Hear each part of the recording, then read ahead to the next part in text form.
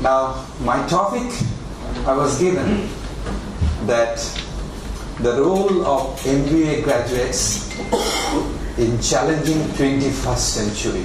Is that what? Yes. Right. Okay, stop here. Now, before I go on, I'd like to ask some of you, or all of you, how many of you have enrolled MBA straight from bachelor degree, or do you have first completed another master degree and doing MBA? Any one of you? Straight from after MBA, I get to that to work for 2 years, and then I tried to join MBA. MBA. So basically, after bachelor degree, you did not have any other master degree, but joining master degree. I will share with you that what MBA means. I joined my MBA after my bachelor degree in biology.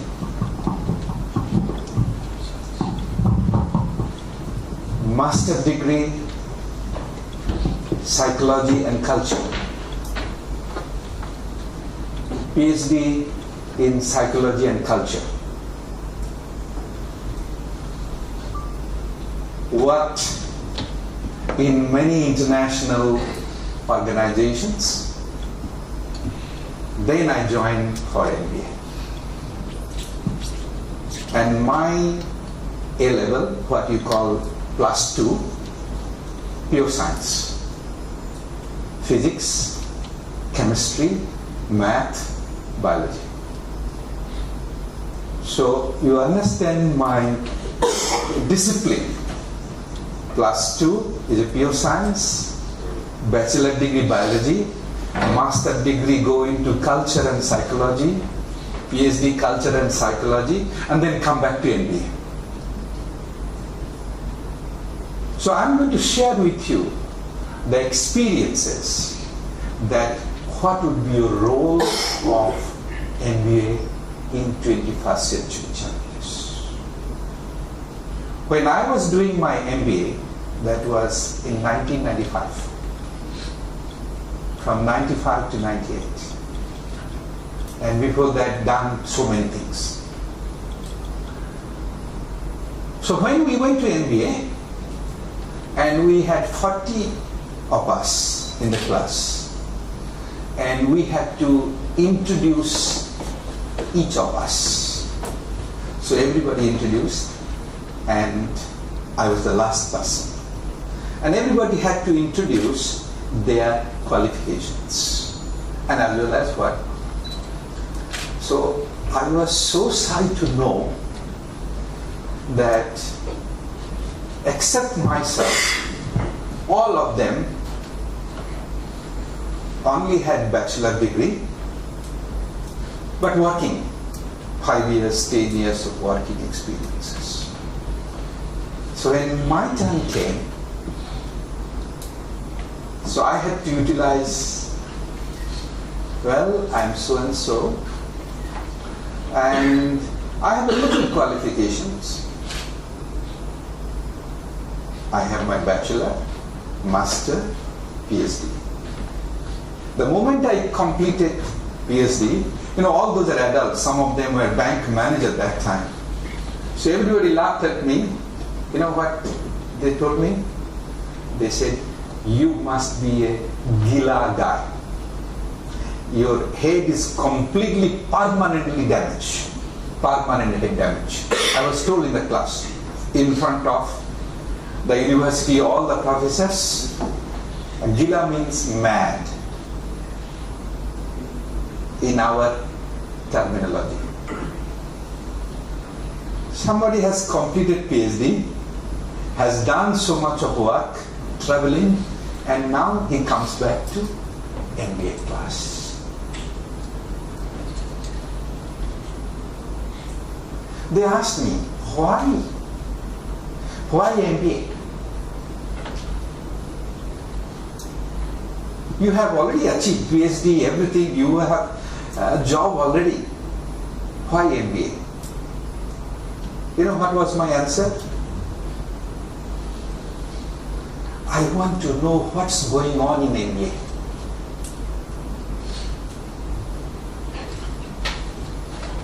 Because that time MBA was the thing. Now it has become like, it's everybody goes.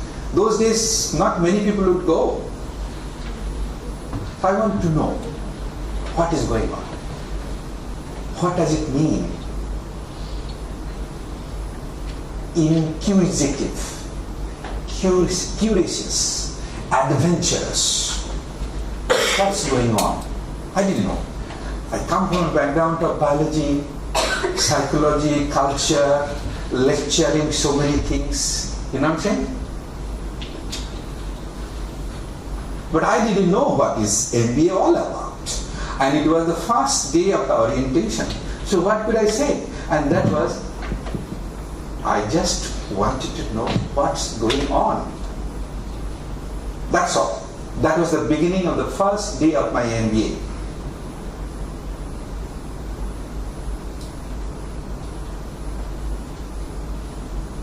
Fine.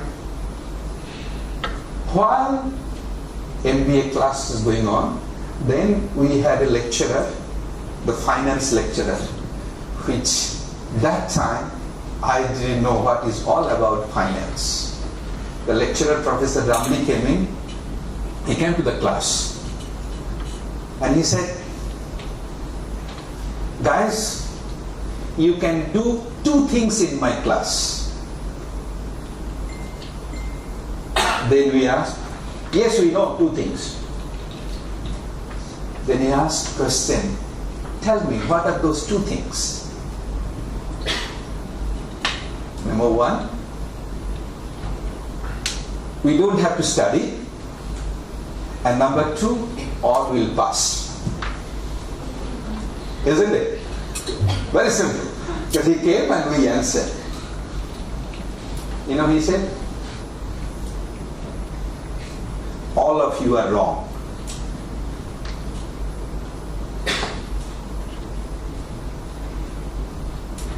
Either you learn or you are out of my class. We got really scared. Finance, especially me, also got scared, man. I had no idea what's biology student, culture, psychology, finance. First they come in the class and telling us, either you learn or what you are. Within 3 weeks of the semester, he gave us a simple test. Only 5 of us managed to pass, and 35 of them failed, and he proved. And of course, happened to be, I was one of the 5, not the 35. Now, these are MBA students, including myself. We joined the class not for to get extra salary, because in my class everybody was employed. Some of them our established bank manager, but they had their own jobs, but they came into the class just to enhance their entrepreneurial zeal, to enhance the inside adventurous skill, to enhance how to grasp unknown situation from known to unknown. And that was our intention. So I'm going to go through a few slides, quite a number of slides. And I will also show you some of the video clips as well. And then I would pick up some of you. Be attentive. I know we human beings, when in class coming in, that physically we are within four walls, but mentally we are already out of the classroom. That's normal. You know what I'm saying? That's very normal. So what we will do, by the way, Professor, how long I have time? I think we are late by 1 hour. All right. Now, these two guys, they are going to get. As soon as they come, then we will be knowing what exact time we have in our disposal. Okay. Ticket for? The tower. Oh, Twin Tower. Twin Tower. They might be reaching here within 15 minutes. Oh, you're 15 minutes. Okay. All right. So 12:30. Okay. I know what to be done. All right. Now, and I will pick up some of you and like to know what you are going through. Now, Lincoln University College is a very much application of from known stages to unknown stages, from scratch to the top. When I completed my MBA, it was 1998,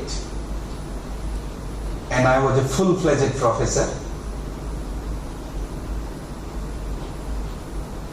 And after completing, my mind was thinking that how quickly I can resign from my professorship job.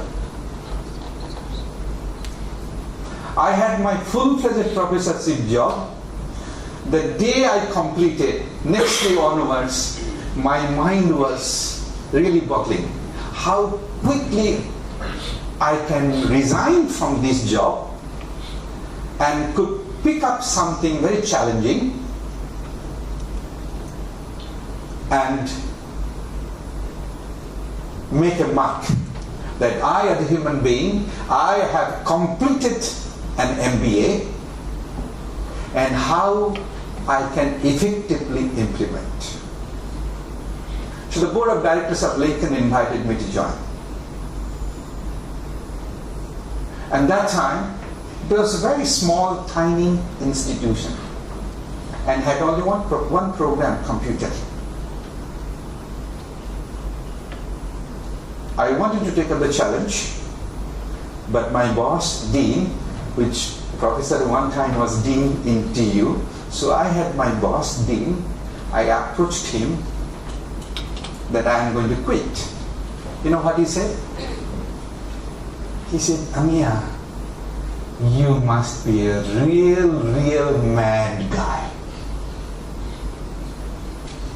You have no idea that 6 months later, this institution may not survive, and they will not give you salary, and you are out of job."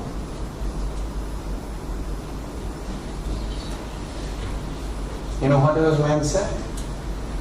I said, "Mansur, that is exactly I want to do it. That is exactly I want to do it, and that is why I took up my MBA. I went to have a fun, no doubt, but wanted to know what is happening, and that is what it is." So, the challenge is to resign. And my boss wouldn't allow me to resign. He said, no, if you go, then what will happen? The classes and so forth, research project. I said, let's make a deal. I'll be at Lincoln, but still I'll come help you out. Still he did not give me.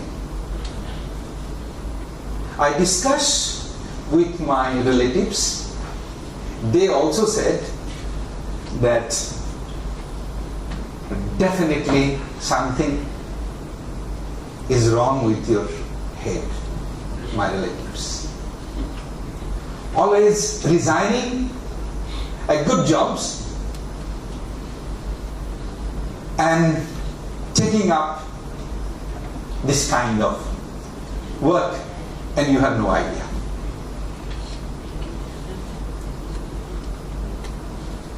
I like this kind of challenges. I like this kind of challenges, and I remember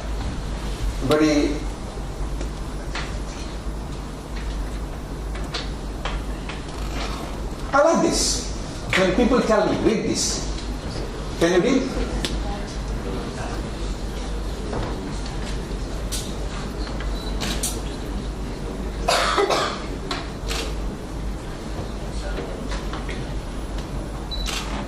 Can you read this? Yes. That's what MBA graduate is supposed to be.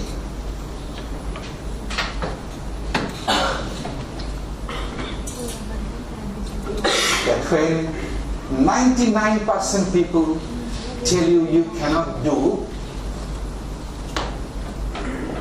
actually they are helping you. I can do it alone. And that will be your role.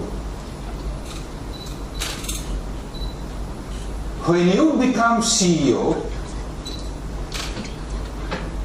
if you are doing MBA and just becoming a lower category of clerk, then I would say that you have not applied your MBA at all.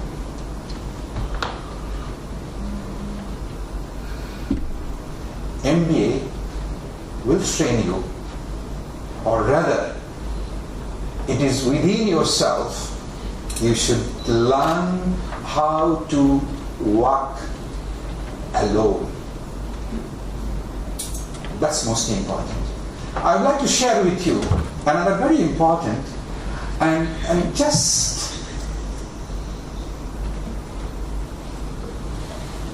Charlie Kim, who's the CEO of a company called NextJump in New York City, a tech company, he makes the point that if you had hard times in your family, would you ever consider laying off one of your children? We would never do it. Then why do we consider laying off people inside our organization? Charlie implemented a policy of lifetime employment. If you get a job at NextJump, you cannot get fired for performance issues. In fact, if you have issues, they will coach you and they will give you support, just like we would with one of our children who happens to come home with a C from school. It's the complete opposite. This is the reason so many people have such a visceral hatred, sort of anger at some of these banking CEOs with their disproportionate salaries and bonus structures. It's not the numbers. It's that they have violated the very definition of leadership. They have violated this deep-seated social contract. We know that they allowed their people to be sacrificed so they can protect their own interests. Or worse, they sacrifice their people to protect their own interests. This is what so offends us, not the numbers. Would anybody be offended if we gave a $150 million bonus to Gandhi? How about a $250 million bonus to Mother Teresa? Do we have an issue with that? None at all. None at all. Great leaders would never sacrifice the people to save the numbers. They would sooner sacrifice the numbers to save the people. Bob Chapman, who runs a large manufacturing company in the Midwest called Barry Waymiller, in 2008 was hit very hard by the recession, and they lost 30% of their orders overnight. Now, in a large manufacturing company, this is a big deal, and they could no longer afford their labor pool. They needed to save $10 million. So, like so many companies today, the board got together and discussed layoffs. And Bob refused. You see, Bob doesn't believe in head counts. Bob believes in heart counts. And it's much more difficult to simply reduce the heart count. And so they came up with a furlough program. Every employee from secretary to CEO was required to take 4 weeks of unpaid vacation. They could take it any time they wanted, and they did not have to take it consecutively. But it was how Bob announced the program that mattered so much. He said it's better that we should all suffer a little than any of us should have to suffer a lot. and morale went up. They saved $20 million. And most importantly, as would be expected, when the people feel safe and protected by the leadership in the organization, the natural reaction is to trust and cooperate. And quite spontaneously, nobody expected, people started trading with each other. Those who could afford it more would trade with those who could afford it less. People would take 5 weeks so that somebody else only had to take 3. Leadership is a choice. It is not a rank.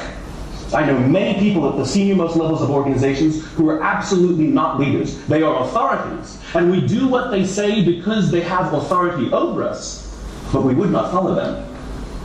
And I know many people who are at the bottoms of organizations who have no authority, and they are absolutely leaders. And this is because they have chosen to look after the person to the left of them, and they have chosen to look after the person to the right of them. This is what a leader is. I heard a story of some Marines who were out in theater, and as is the Marine custom, the officer ate last, and he let his men eat first. And when they were done, there was no food left for him. And when they went back out in the field, his men brought him some of their food so that he may eat. Because that's what happens. We call them leaders because they go first. We call them leaders because they take the risk before anybody else does. We call them leaders because they will choose to sacrifice so that their people may be safe and protected, and so their people may gain. And when we do, the natural response is that our people will sacrifice for us. They will give us their blood and sweat and tears to see that their leader's vision comes to life. And when we ask them, why would you do that? Why would you give your blood and sweat and tears for that person? They all say the same thing. Because they would have done it for me. And isn't that the organization we would all like to work in? Thank you very much. Thank you. You are doing MBA, supposed to be a leader.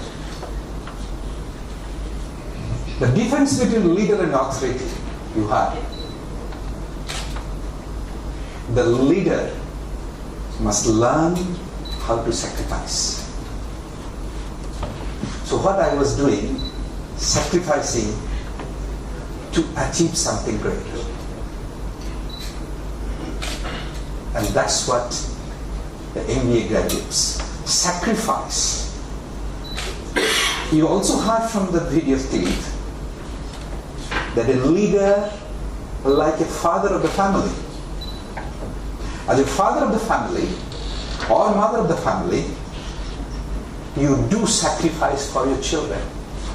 Your children do something wrong, you don't throw them out, isn't it? Your brothers and sisters, they do something wrong, do you throw them out? Maybe you get angry, no doubt. You don't speak to them few years. But again you come back, or you coach them. And that's what. Now, I'm going to show you when, as I said, when I joined with Lincoln, they were very much below the scratch. But what MBA gave me, that took up the challenge and showed to the people that yes, I have done my MBA. Just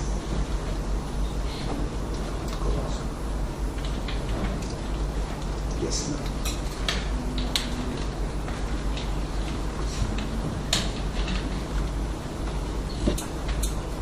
We received Lincoln University as a 5-star status, the excellent status, which our Pro-Chancellor received this excellent status from our Minister of Higher Education. Out of total 103 institutions, only altogether 12 university and university colleges have received 5-star status.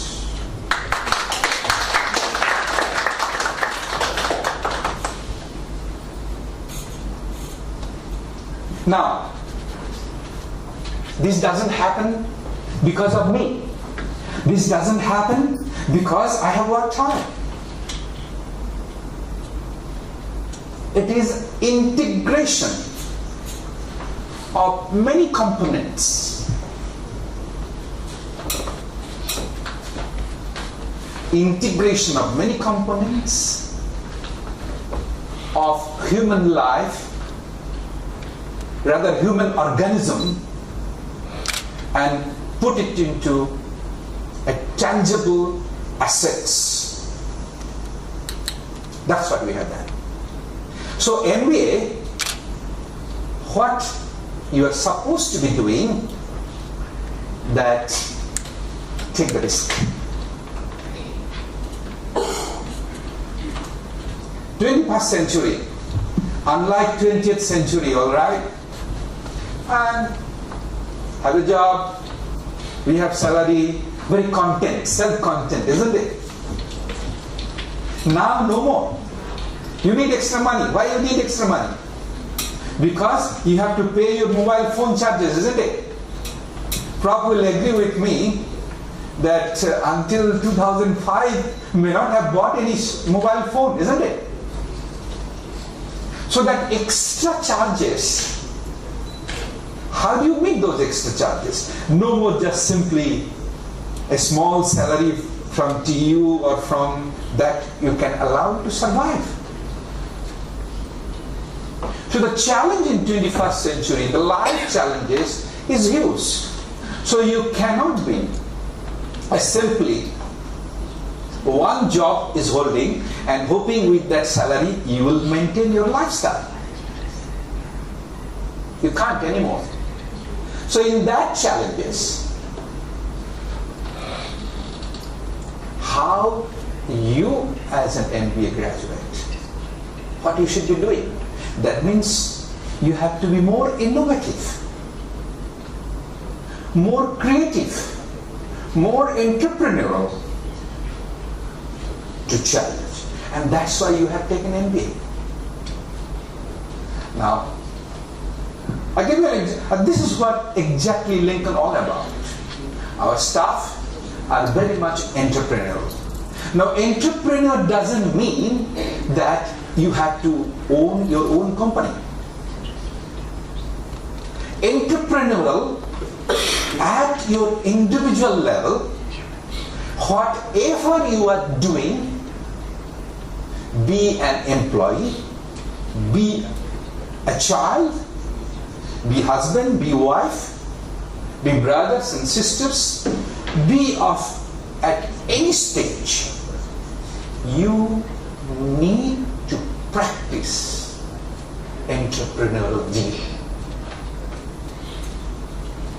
If you do not practice, it will be very difficult for you to take up the CEO's role.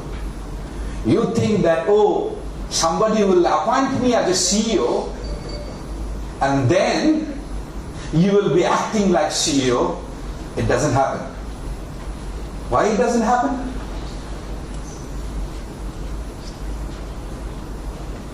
If you eat from morning to evening onions and then at night before going to bed you eat one piece of sweet, what smell will come out from your mouth? Onion, right? What? At the end of the day you have eaten sweet, isn't it? So sweet smell should come out.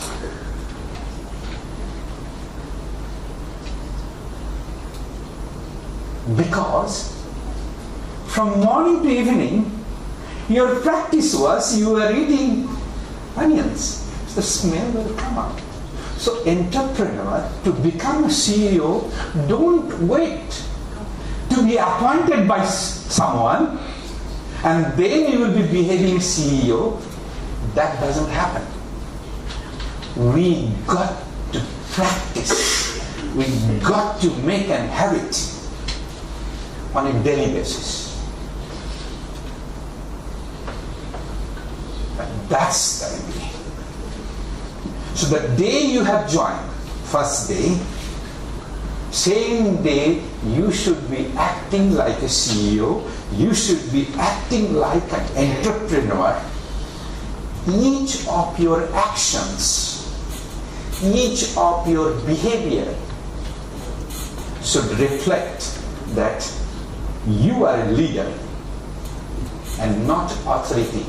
Authority, it's scary that you behave. You are following certain rules because you are scared. No. It should come spontaneously from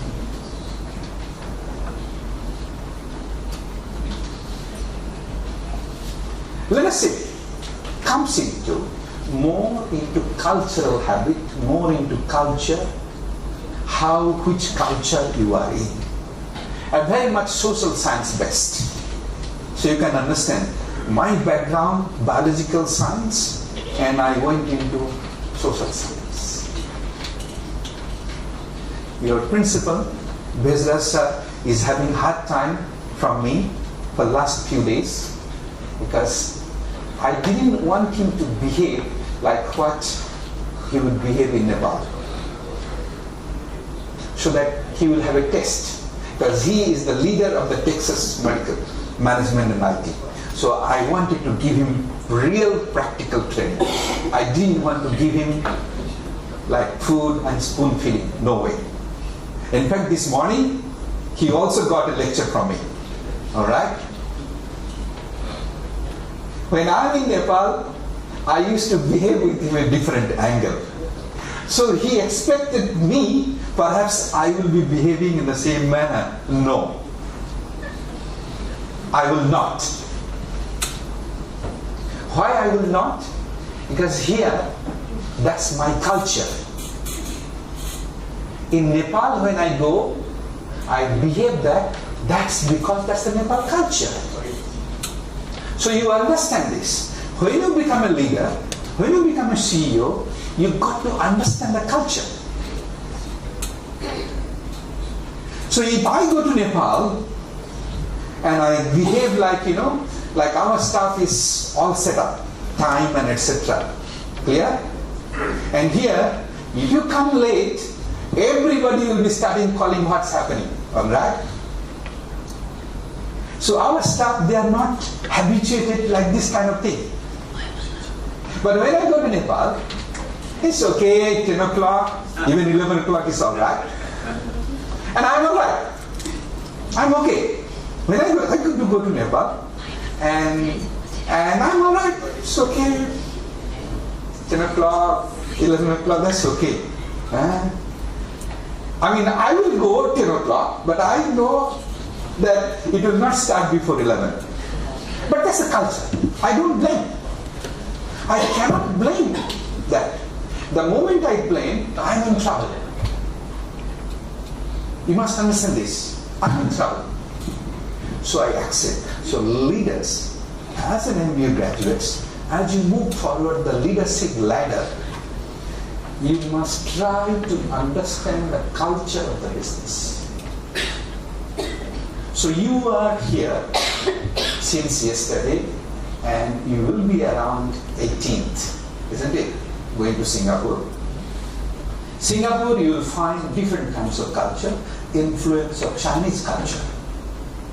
Malaysia, the influence of three major cultures. Malay, the Muslim community, the Indian. When we say Indian, meaning our great-grandfather migrated from India, came here. So we call it Indian, meaning not like from Indian citizen we are. So we call it Indian. And then we have Chinese. Their great-great-grandfathers, 4 or 5 generations back, they migrated from there and settled down. So we have 3 communities. So our culture is a combination of 3 major Asian population. And that's why you may have heard Malaysia truly Asia. Major population. I understand why. Singapore cannot. because 90% population is Chinese and 5 to 6% is Indian and maybe less than 2% Malay.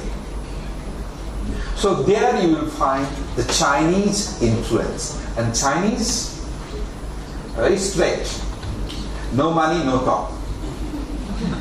Very simple, very simple. Even if you go to Singapore airport, 80 years old Chinese man is working at the airport to earn money, cleaning and sweeping. In Nepal, you tell me, anyone is doing at this age? That's the culture you have to learn.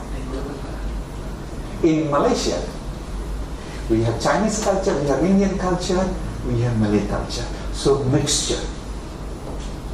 And as a mixture, we put together, when the business comes, definitely Chinese mind, which I have told Bezos on the first day. He was trying to figure out budgeting and etc. And talking to Mr. Lawrence, he found out, sir, please help me. I said, I am not in Nepal, that I will help you. I am in Malaysia. Lincoln University, that's how we work. As a leader, MBA graduates, you must know the division of labor, division of mission of your organization. I am an organization, Lincoln University, with delivery of education and knowledge. I don't deliver transport. I don't deliver accommodation. That is not my job. Now, this is a part and parcel of the service. So what I do, we differentiate. We give it to somebody else, outsource, so that I concentrate my job very clearly. I'm sure you have heard outsource, right? So outsource, you have to understand what is Lincoln University mission and vision. The other peripheral services, I don't have to involve, because as I'm a leader, as I'm a CEO, if I want to look at the accommodation, then my vision of the organization, I cannot deliver. So I better find out some other company whose vision is to provide accommodation. I give them. Whose vision is logistics. You get the way handle, so that I concentrate. You understand what I'm saying? This is what, as you grow, you got to figure out how you will be doing this. Now, if it is a startup company, of course for you it is very difficult to do this because the cost. But the organization like us, I can't. I have thousands of students, hundreds of staff, and I, the only CEO. How long I can do that? So you do this. So these are acceptance of culture. These are acceptance of division of work based upon your mission, vision of your organizations. So mission and vision, that also include your individual requirement, what you want to be. Now, when I quit my full-fledged professorship, I had my personal vision. The personal vision and mission that I want to take the university to the remote part of the world. That was my personal vision. That where I find the students, the population do not have access of higher education. That was my personal mission. I quit professorship. In fact, the CEO salary, I don't get that much what I used to get professorship in my country. I knew that. But why did I take MBA? Because I want to take the challenging part. So if you have taken MBA, you must learn how to take unknown challenges, number one. And number two, you will be able to take the unknown challenges when you have that personal eagerness, the personal urge that I want to do this. So, if you ask me what would be the MBA graduate's role in 21st century, you got to ask yourself. You got to ask yourself. Then from your asking yourself, you build your own mission and vision. Isn't it? And as I said earlier, that if you eat onion whole day, at the end of the day, you will get smell of onion. So right now, as you are building your life, you got to figure out what is your personal vision, what you want to be. Is it just making money? Is it just earning dollars or something else? And that's where it comes into the business ethics into your personal mind. As a human being. As a human being. Look at what is happening. We are in Asia, we are more little bit of value-based, ethics-based. We all know that when a human being dies, the money, the fame, will it go with you? What will go with you?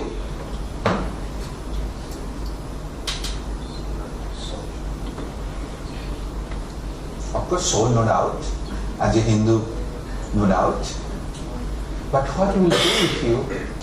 The good deeds, what you are doing. The good deeds, what you will be doing throughout your human life.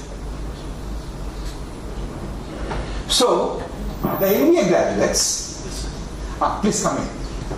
Do I have time or I have to let you go? How long I have? No, please. Huh? No. What time is your ticket? Oh, it's 4:30. We have to read it.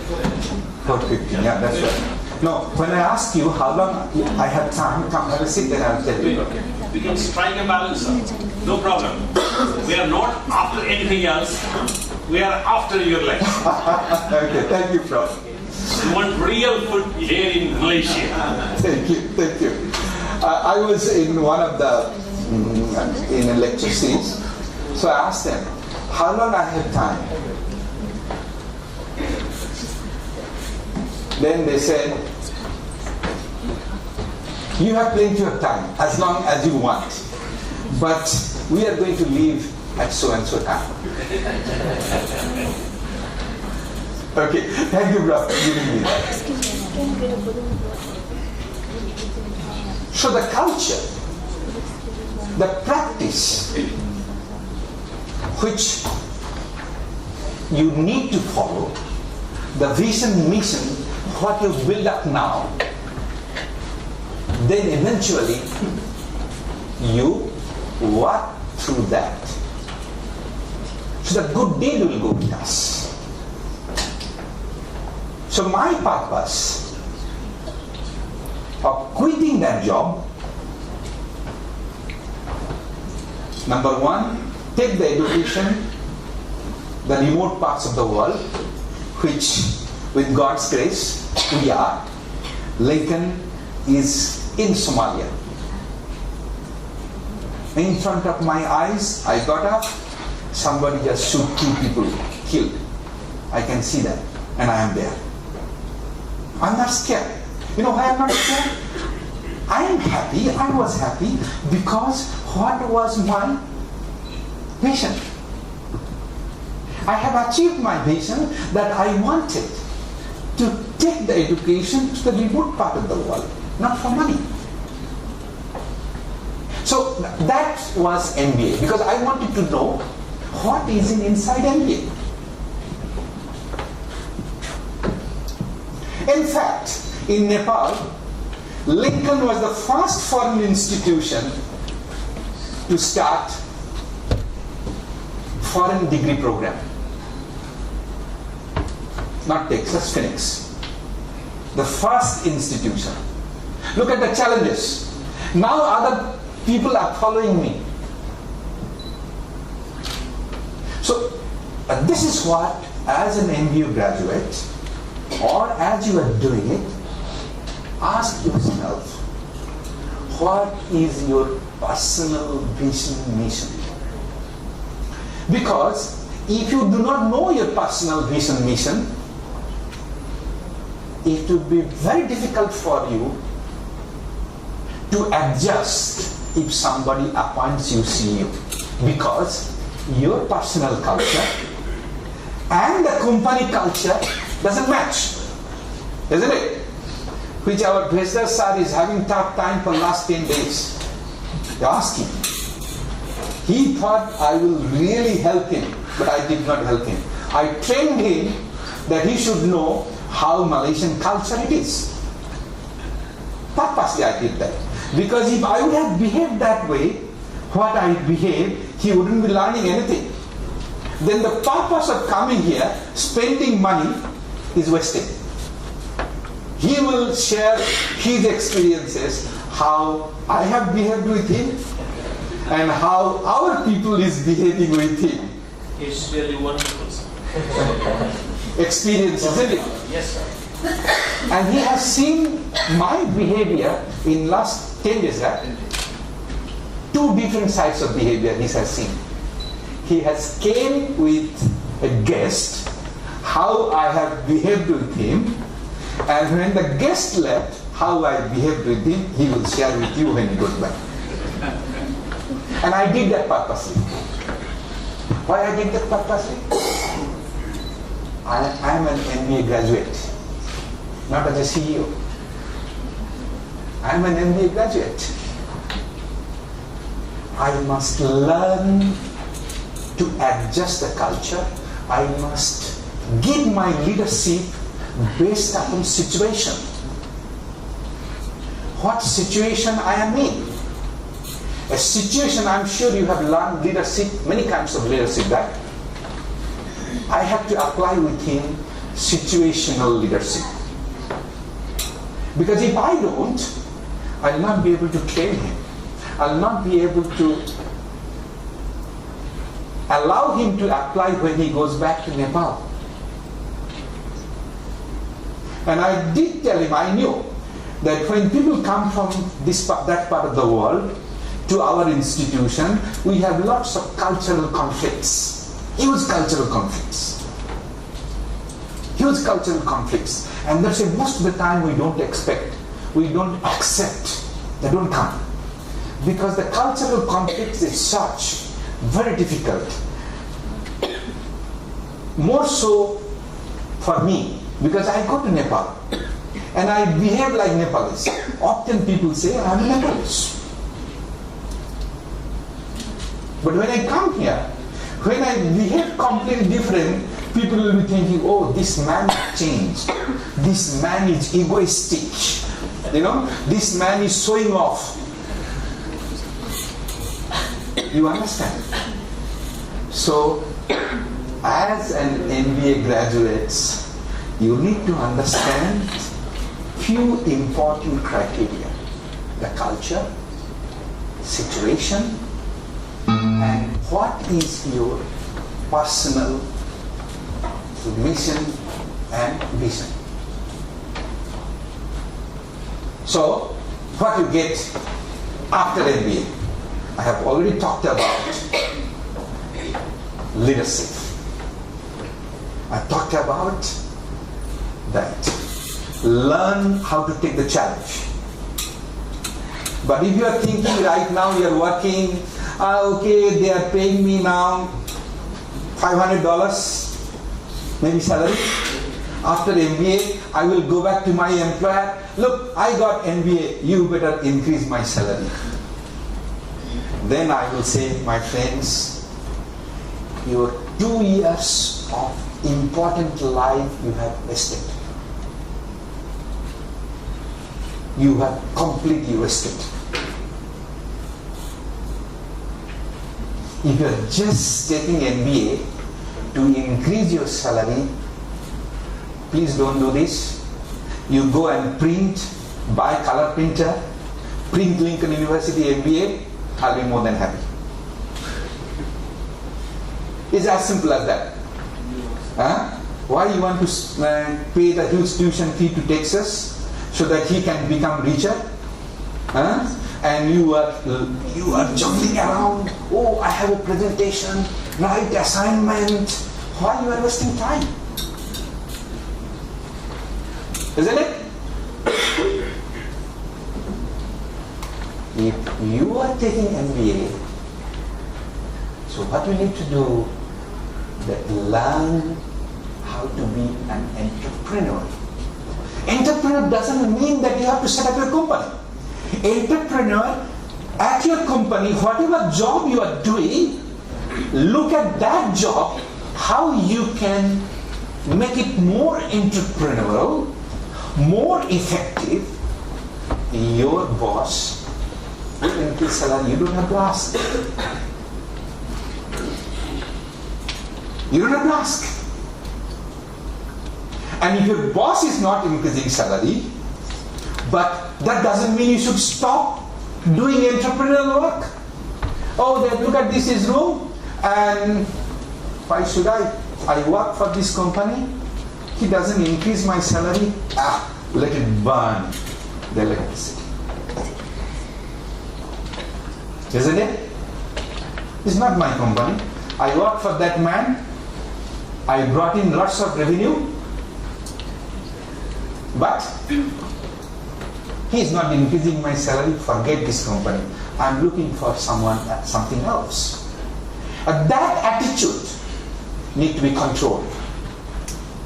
That's a pessimistic attitude.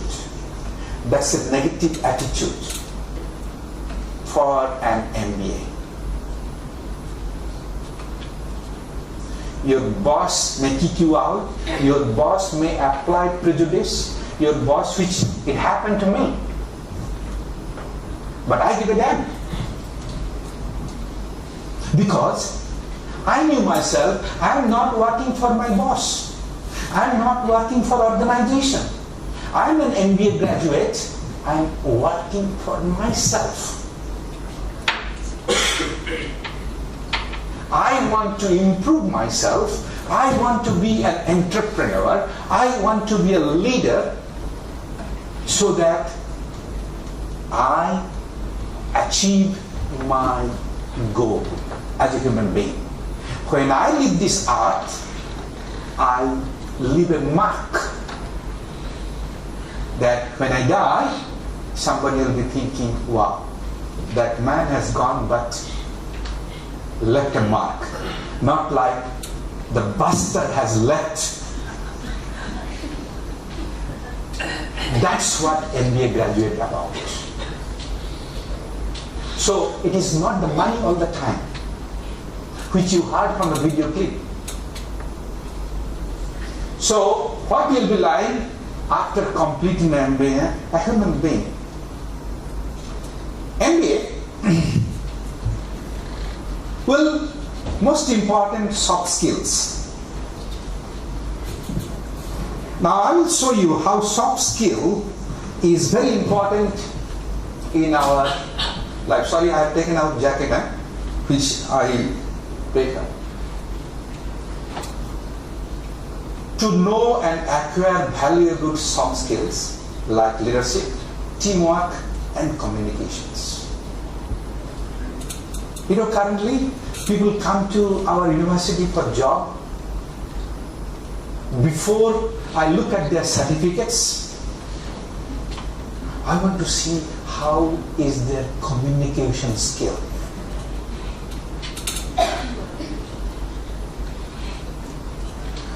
I will give you a classic example. Why do you think the Western world is developed? US, UK, I know all of you, given the choice, some of you have tried at least once to apply to go to US, UK, Australia, New Zealand, isn't it? Yes? You tried.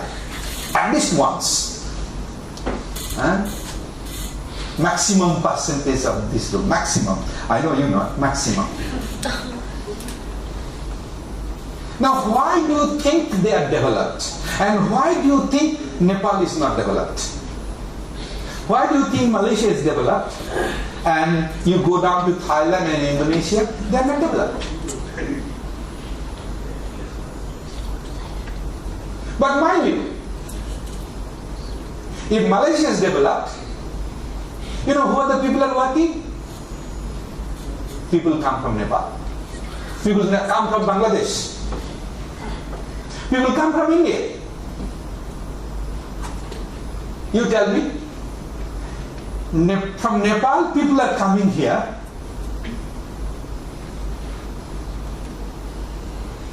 And they are the one developing our economy. But when you are in Nepal, Nepal cannot develop. Tell me why.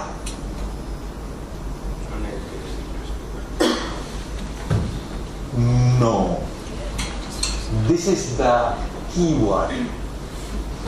You are losing because you do not spend time and money to develop soft skills. You have fantastic technical skills. Just now I learned from this boy. He comes from Bangladesh. Alright? I just learned something immediately. He taught me. Fantastic technical skills. But the soft skills, we don't spend time. We don't spend money on soft skills. You know why? We take it for granted. We are Asian, we know how to respect people, but soft skills is just not respect. It's the expression of communications. Look at this. I give a classic example. This morning all of you are supposed to be ready at what time? 8 o'clock. And what time did you get ready?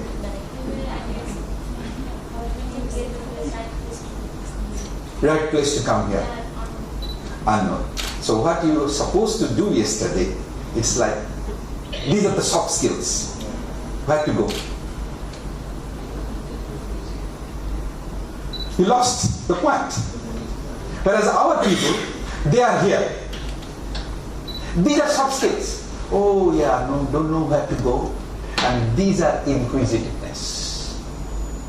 You knew today is a time pact, isn't it? It's a time pact. Should have last night where to go, how to reach. So that is the planning. As an MBA graduates, you need to have the planning. But I don't blame you. Why I don't blame you? Because in Nepal culture, okay, that's all right. Tomorrow 8 o'clock, never mind.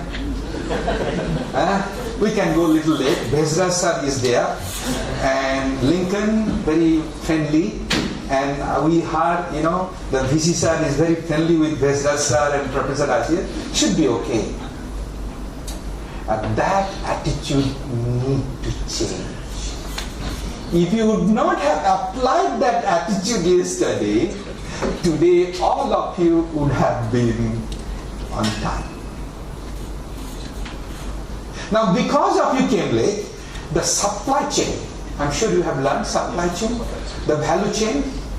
So to put up today as a Sunday holiday, which Bezra says no, that Sunday is a holiday, nobody.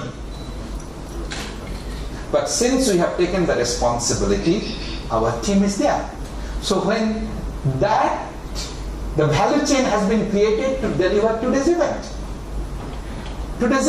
So why I'm explaining to you that as an MBA graduates, you need to know all these important value chain. The chain has been created. Now because of your late, the chain is delayed and so many things will happen. Now, these are soft skills. So US, Australia, you will see lots of Nepalis are working in Australia. But Australian citizens, they are not carrying any food trade, isn't it? So you have the technical skills, very good. I salute you.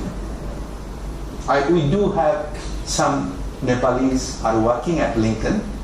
The technical skills are good, but I managed to increase their soft skills. So MBA graduates, you need to increase your soft skills. Then you can learn. And what are those soft skills? Leadership, teamwork, communications. Cannot be taken for. When you are at home, if your mother does something for you, what do? Do you say thank you? How many of you? How many of you say thank you? See, only 3 of you. Why you don't say thank you? Why you do not say thank you? For granted. And that's not right. In the Western world, it is all expressed. And that's why the country is developing. It is not that technical knowledge. You know, technical knowledge who brings? Asians has got technical knowledge. They apply there.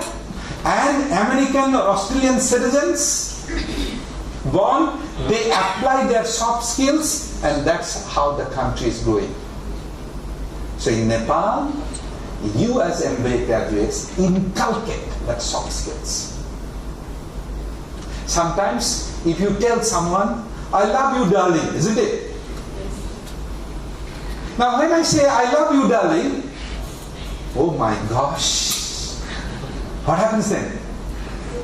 Oh my gosh, if a lecturer says some girls, I love you, darling, what happened?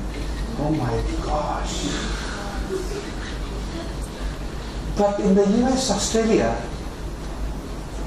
it's very common. These are soft skill development. I'm scared to touch her body, but if I'm in the US, my students, I will touch her. These are soft skill communication. There is no understanding of male, female, opposite sex understanding. So you understand the soft skills. We often take it for granted. If I tell you I love you, it doesn't mean I love you because you are going to be my girlfriend. You are going to be my boyfriend. I love you because, as a human being, that soft skill, the communication, the soft end. And this is what we got to apply as you are becoming MBA graduates. But you go back to Nepal and start telling each of you, I love you, darling, man, you are in trouble. You are in trouble, I am in trouble. How come the VC said like this and I cannot do this? That's where you have to understand the culture.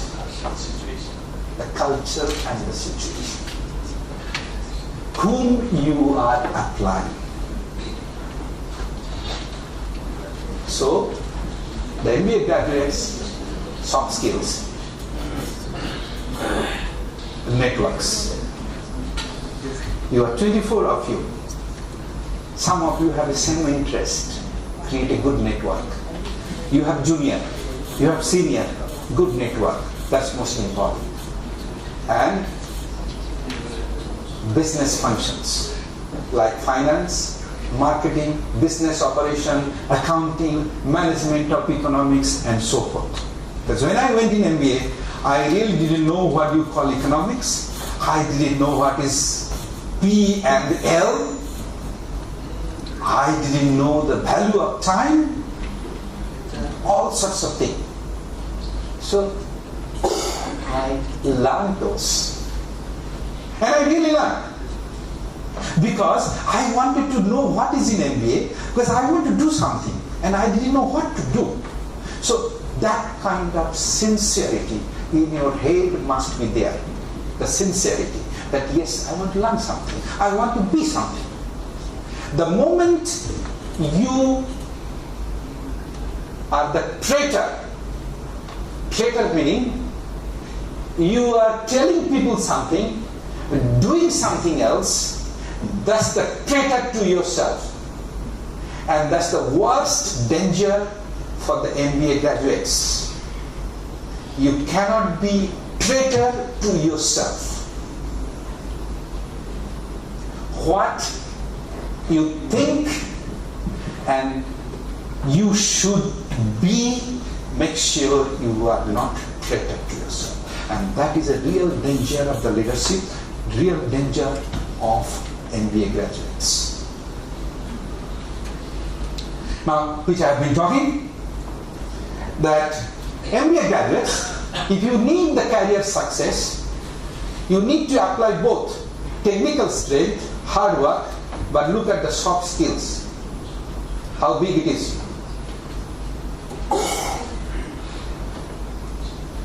So you need to develop your soft skills while you are doing MBA. It's not simply MBA, how many marks, because A plus and etc. doesn't matter. It's most that how you develop this. The Harvard Business University, they said 85% job success comes from having well-developed soft skills and people skills. Clear? The top 5 skills in demand.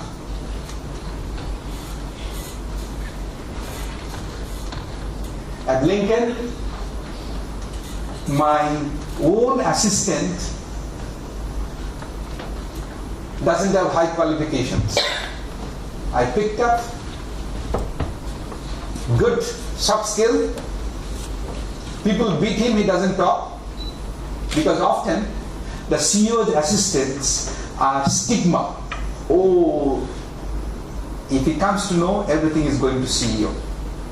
So he doesn't talk. He talks to me. Alright? Other people, he smiles. He smiles, other people, he does the work. So that's the danger of this. Communication skills, ability to work in a team, you must have problem solving skills. How do you solve a problem at which Bezra sir has good problem solving skill. I give him a problem and he knows how to solve the problem. That I must, and I purposely give that. He's solving one at a time. And our team member Lawrence also give him a little problem so that he can solve the problem. So that when he goes back, I want him to prove that he has taken Lincoln MBA. Yes. Otherwise, no point of doing that. Clear? Okay. So you must have leadership skill and strong work ethic, which I showed you first video clip, that a CEO, that what he did, that he allowed his people to eat fast. And when ate, food finished, but when they went for work, his people bought food for him. That kind of ethics you must have, work ethics. So these are 7 holy soft skills. Must have good communication, teamwork, adaptability, problem solving, critical observation.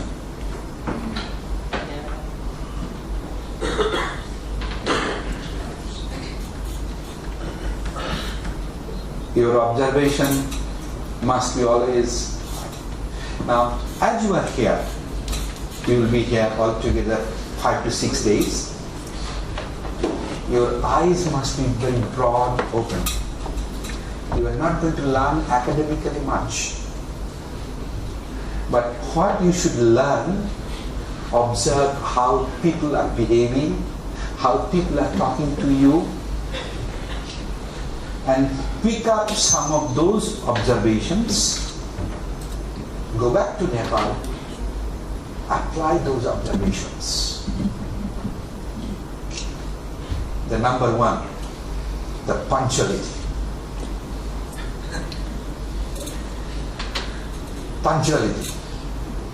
You know, this morning I had to tell a little bit of off to Vezra sir. He's calling me. I said, no, you don't call me. You call Mr. Lance. Because I'm not responsible.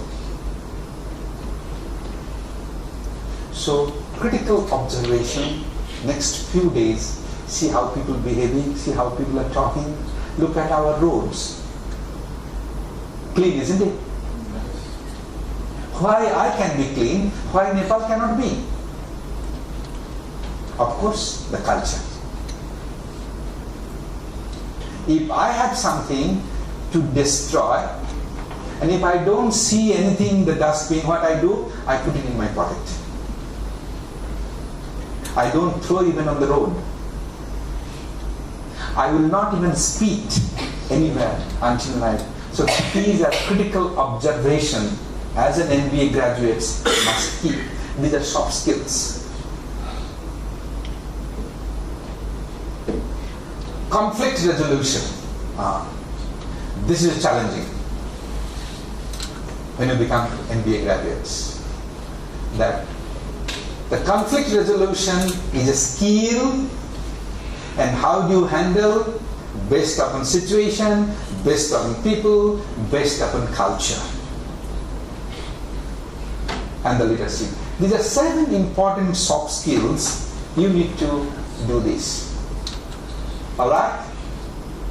To handle interpersonal relationship, to take appropriate decisions, to communicate effectively, to have good impression and impact to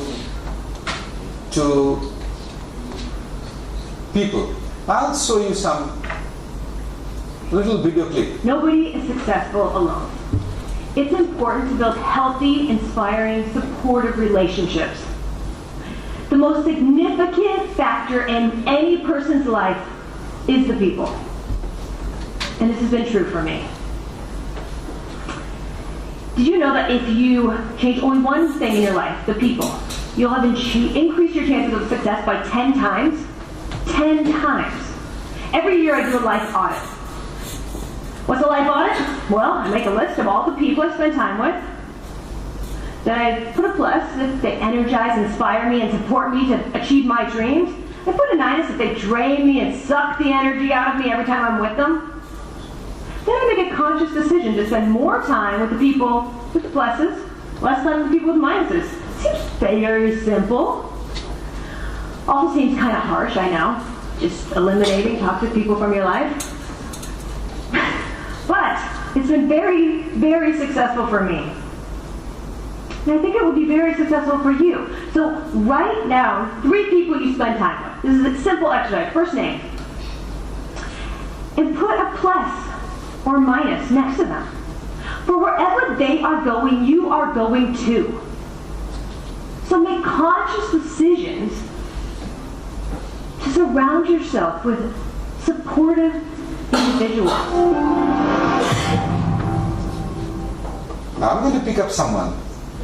Tell me, what does it indicate? Or can anyone volunteer to me? I will replay once again. Nobody is successful alone. It's important to build healthy, inspiring, supportive relationships. The most significant factor in any person's life is the people. And this has been true for me. Did you know that if you change only one thing in your life, the people, you'll have increased your chances of success by 10 times? 10 times. Every year I do a life audit. What's a life audit? Well, I make a list of all the people I spend time with. Then I put a plus if they energize, inspire me, and support me to achieve my dreams. I put a minus if they drain me and suck the energy out of me every time I'm with them. then I make a conscious decision to spend more time with the people with the pluses, less time with the people with minuses. Seems very simple.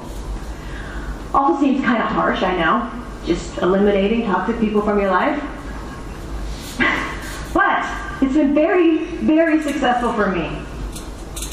And I think it will be very successful for you. So write down 3 people you spend time with. This is a simple exercise. First name.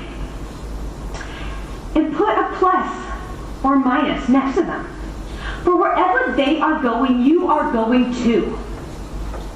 So make conscious decisions to surround yourself with supportive individuals. Okay? Put up some hands. I want to hear what this simple video clips of less than 2 minutes, what the message she's trying to give. Anybody? Hey, you got to prove, man. You got to prove yourself. Good, yes. I'm testing you now. Whether you are really testing all of you. So what I feel is like whenever you are moving in a lifestyle, you need a very good support. And those people around you who gives you good vibes and who are always there in every part of your life supporting you. If they are close proximity with you, then definitely you are to your target, moving to your target. I think I feel what he's trying to say in that way. Thank you very much. Now, when I asked you to tell me, I'm testing that who can take this challenge from me, that yes, I can stand up and talk. I didn't expect whether you will be telling me right or wrong. You understand now? See the perception. I admire him that he stood up to talk, taking the challenges. That's what MBA graduates said. My purpose of giving you a talk earlier, not asking you questions, and you have seen me emphasizing again and again entrepreneurial zeal. And this is a symbol of entrepreneurial zeal. I want you to understand this now. So my purpose of asking you questions is not simply what you comprehend from there, what you understand from there, but I am testing you that what MBA is going on. Stand up immediately. Yes, that's the deal. We cannot be 100% correct all the time, isn't it? But the zeal of entrepreneurship, zeal of taking challenges, let's do it. That spirit, part of soft skill, part of taking challenges, accepting strange things, move forward. Confidence, self-confidence. Mind you, all of you have this. All of you have this. But because your soft skill training is so lower version, you are not able to express it. Why I say all of you have this? Come on, man, all of you are going up mountain left and right, isn't it? The technical skill, the strength you have, which I cannot compete. I give you the staircase from first floor to third floor, I bet you will win. Isn't it? So, this is what it is. So, I'll be testing different qualities. Not only the knowledge, but I'll be testing your personal qualities. So, watch out. There will be some many more to come. Huh? Okay. Very clever. Huh? I make sure that mentally you are not out of these 4 walls. My purpose is to keep you mentally in this room. Physically, I know all of you are present. I am also testing you there. Remember this, I am also testing you that mentally you are within this four wall. Okay? So watch out. I am telling you now the tricks of my little bit of talk. Even if we are physically out from this, but mentally we too are here. What Professor is saying. Even if physically we are outside, mentally we are here. That's all right. That I know you will be. That I know. But the biggest challenge is to keep you mentally here. All right. Look at this, soft skills. I have a question. Sure, please. By the way, if any one of you have question at any point in time, please feel free. I would love to. Yes, please. Give me the mic.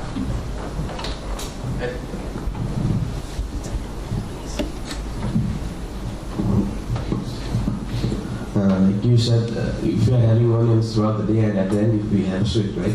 Then even we will even at the last we will smell onions.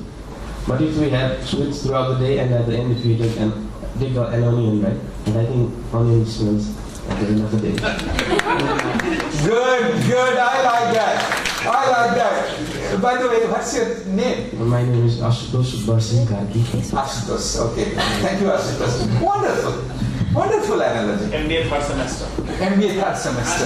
And the nomenclature of Ashutosh is God of Guts. God of Guts. Wonderful. God of Guts. Okay. Thank you. I like that. This is where you have to look at these MBAs. Now, as you saw, strong work ethic. It is very much related to strong work ethic. I often tell our staff, when I have to resolve some conflict, when I have to reprimand certain staff, few staff, I tell you, excellent. But certain minor habits creates the whole organization into a problem. So that minor habits is the eating onion and the egg.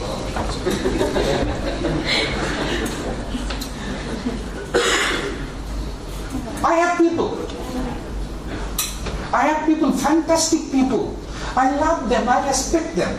And I treat my people like my friends. Even my PA, my boss will tell me often, she will say, you are so friendly with the staff. Alright? But because of that last piece of onion at the end of the day, the entire sweet smell is gone. It is my duty as MBA graduates, coach them. Hey, watch out, man. Coach them. Training. You are the leader, remember. You are the father. You are the mother of the organization. Hey, man, you saw. You have done wonderful job. But because of little minor mistake, the whole thing gone. I often use this example. A glass of milk, fantastic taste, isn't it? And you put a drop of cow urine, what happens? A simple drop. Clerical contamination. Maybe clerical contamination. That's exactly that. So, and that you will be able to control if you apply the strong work ethic. That before eating onion, the bad habit or whatever, you will be thinking many times, should I, should not? Should I, should not? So you got to apply that one. The strong work ethic MBA graduates, very important. One time, one student from India came and I took him to the restaurant. Come, let's eat. So here, nobody comes to you to collect money. You go to the restaurant, you eat. So he ate. Oh, very good, huh? Without paying also you can walk out. Isn't it? Nobody is observing you. Hey, I said, hey man, yeah, it can be done in India, not here. Here, nobody asks me to pay. I will eat, I will go to the counter, and they will punch in whatever, I pay, I walk out. The strong work ethic. And that's again culture. That's again soft skills. So you understand this how it happens. Alright? Okay. Which I have talked about it. Look at this. The hard skill versus soft skills. The hard skill is the technical expertise. Now human resource people, HR, when they interview, they first look at this, 56% of your soft skill and 44% of your technical skill. Job seekers, people like you who is job seeking, they have given the result that soft skill 81% is more important than technical skill 19%. So now you understand the MBA graduates what you need to develop. Now what does it mean? Those who are looking for job, they are saying that soft skill is more important 81%, and the HR, human resource director, they say 56% soft skill is important. What does it mean? You go for interview and simple question I asked, an employee came to me, I asked, tell me why should I give you job?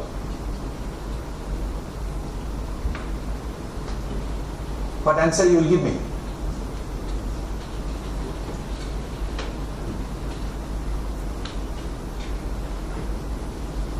The person started, oh, I have my PhD, I have my master degree, I have my bachelor degree, I have done this. I have never employed them. I have never employed them. My Nepal country director is a Nepalese, and I did not allow him to pass MBA until certain things he is result oriented, which Professor Acharya knows and Vesraj knows. Vesraj knows. He is in Nepal. His wife is in Australia, but he doesn't live in Nepal. I mean, his office is in Nepal, but he travels. I made him travel. He did not have MBA until 2 years back, but he is working with me since 2005. And he doesn't want to leave me, he doesn't want to migrate to Australia.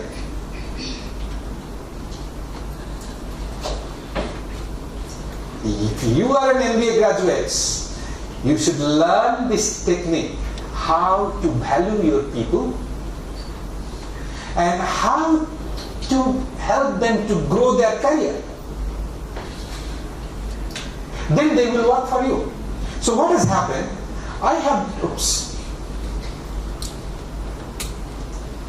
managed to develop his soft skills, which Vesraj sir and Professor Ajay often communicate with him, that develop the soft skills. Now I make him travel to various parts of the world. He travels. He travels like nobody's business now. I don't have time. Because I see his soft skills. I see how he manages people. Even he is sitting in Nepal, he is working for Mauritius. He is working for Sri Lanka. Hey, you have to go? No sir, no need. I have done all my job. So you understand that how important it is, the soft skill. Small inquiry. Sure. Now, do you treat these guys as the job seekers or job creators? Thank you very much. That is my last slide. Okay. I'm so sorry. I don't want to, I apologize for that. I know you are. I will come to, that is my last slide. Evidently you were saying that you people are the entrepreneur. You have to that capacity and you must play the entrepreneurial role. Right. So the entrepreneur, they are not really the same job seekers. Job seekers. They are the job providers. I will take them to that places. Thank you, Professor. How this interpersonal skill, look at this. Various facial expression. Man is a social animal and his success in life largely depends on his relationship and interaction with others. We must respect the views and sentiments of others. When we want to differ their views, we must very politely give hints to them without wondering their feelings. Now, this is a challenge of culture. This particular, the last paragraph, it works very well in Western countries. But Asian countries, very difficult to tell diplomatically the different views. Diplomatically, chalega, chalta rahega. But in the Western world, when I express diplomatically, they know, oh, that is the message, and they apply.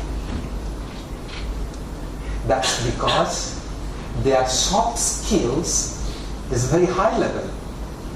And because your technical skill is high level, for you, we have to tell straightforward. A classic example of Africans. They will talk to you as if they are going to beat you. But why? Because that's the technical skill they are communicating. They are not communicating soft skills. And this is the difference between Western world developed and the Eastern world. Look at this. How if you keep on using your soft skill, you can literally go here. The Trump fellow, he really won the presidency, right? But he is not utilizing his soft skills. He is losing his presidency. Isn't it? Classic example.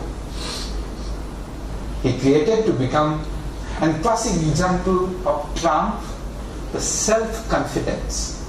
The whole world was telling that he will lose, right? But he, isn't it? He was the only one showing that the Oval Office, I will. MBA graduates. A classic entrepreneur Trump. But he is not able to maintain it because, again, look at this. I'll show you another video. Like this one, yeah. Good morning, class. My name is Professor Jackson, and welcome to the first day of community college. Oh!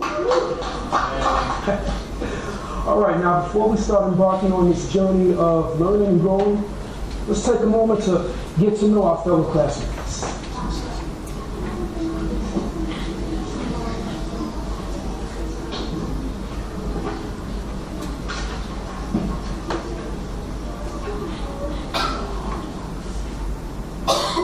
Hi, handsome. Hey, how are you? I'm Hattie. I'm 81 years old. Can I give you a hug? Sure. So why are you in college at such a young, innocent age? I'm thinking of meeting a rich husband, getting married, having a couple of kids. But seriously, what brings you to college? I always dreamed of having a college education. Now I have one. Wow, that's amazing. All right, class, everybody find their seats, please, and let's start learning. It's been a pleasure teaching you guys this semester. And just watching you learn and grow. You guys are amazing. Now, before I let you go, one of our dear students would like to say a few parting words before we leave. Abby, the floor is all yours. Before you enter the real world, there's some words of wisdom that I'd like to share with you. We don't stop playing because we're old. We get old because we stop playing. Make sense? There's a huge difference between growing old and growing up. I could stay in bed for a year. I'm 81, so I'll be 82. You could stay in bed, you'd be 20. What are you going to be in a year? You're going to be 21. Anybody can grow old. The trick is to seek possibility and growth and use that time and love that time. We elderly people, we don't regret what we did. We regret what we didn't do. The only people who fear death are those who have regrets.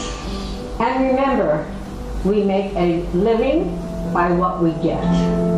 We make a life by what we give.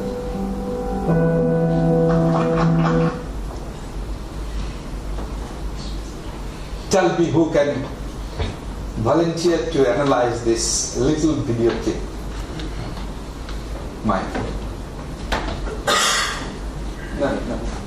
Yeah. Who can? Okay.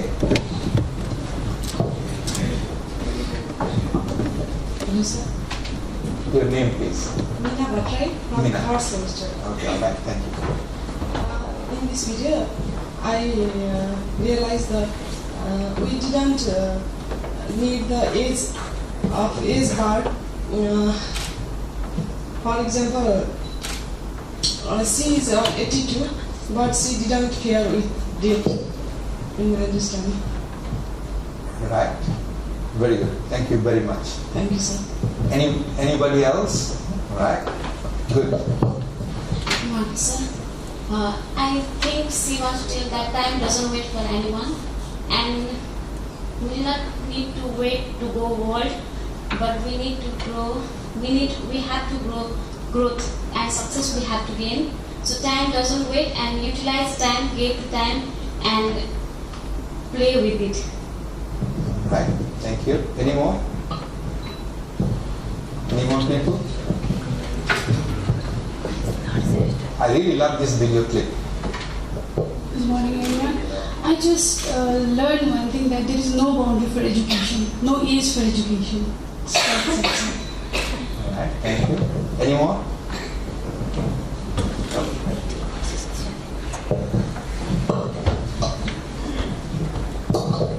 Hello, good afternoon everybody. I am Ankush Bazi from first semester. And the most moral I get from this video is it's never late for doing any work. Good work. Okay. Thank you very much. I will explain my views later on. So let's proceed. Anybody? Anyone else? No, Okay. All right. I will talk to you later what the message is. Okay? I like to use this kind of visual aids at how soft skills are personal characteristics. The soft skills are personal characteristics. It is not that somebody should teach you. Somebody should train you. It is a personal characteristics, but you want to work on it, you want to develop on it, you want to groom it and implement it as an MBA graduates, and that is what 21st century needed. Before President Obama, American President was George Bush. He created havoc in the world. Afghanistan, Iraq war. President Obama, the personal characteristics of charisma, used soft skills. The American popularity went up. George Bush brought the American popularity down. Because I have a friend, both of us used to travel, and I used to literally hide his passport. Cannot explain that he is an American. Soft skills, Obama. Trump is going down. So how important it is. Alright, next we look at what you learn from MBA, the entrepreneurial mindset. All this while I was talking about soft skills courses. Then what you learn from MBA, the entrepreneurial mindset, which I did discuss, but I'll be talking to you a few slides.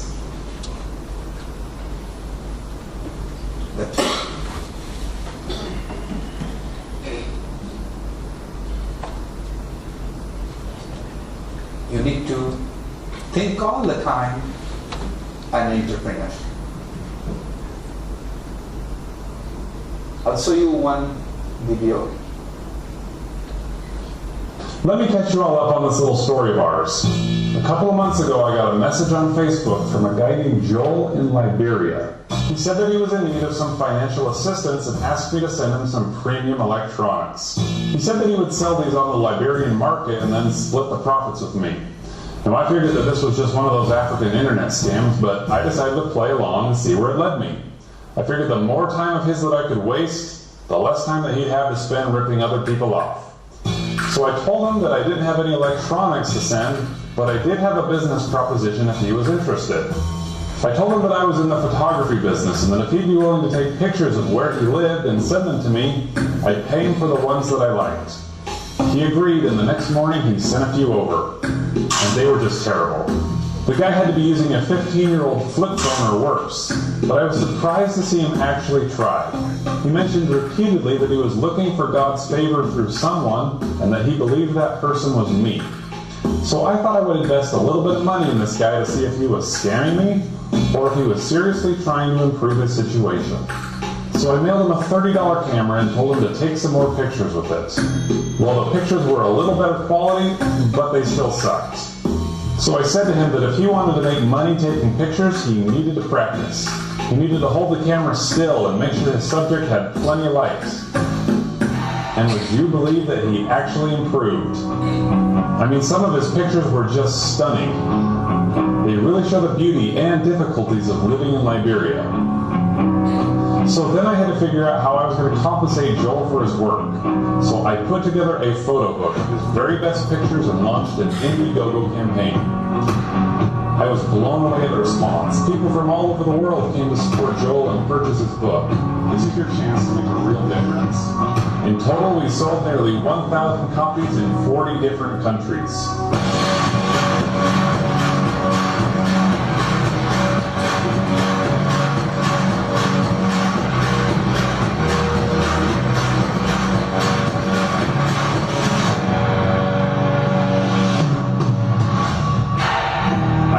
To Joel that we'd split the profits 50-50 and that my half would go to charity.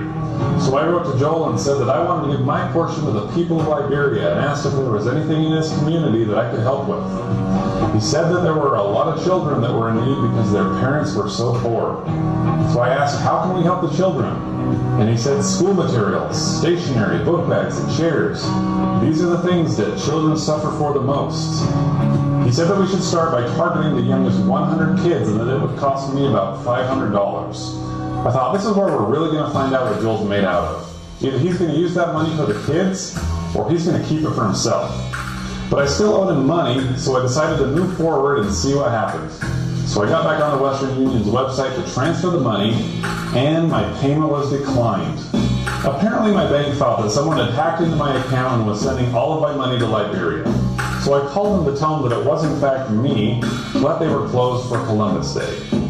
So I went to an ATM and withdrew $500 cash. I walked to the nearest Western Union teller to wire the old-fashioned way. This ended up being one of the strangest moments of my life.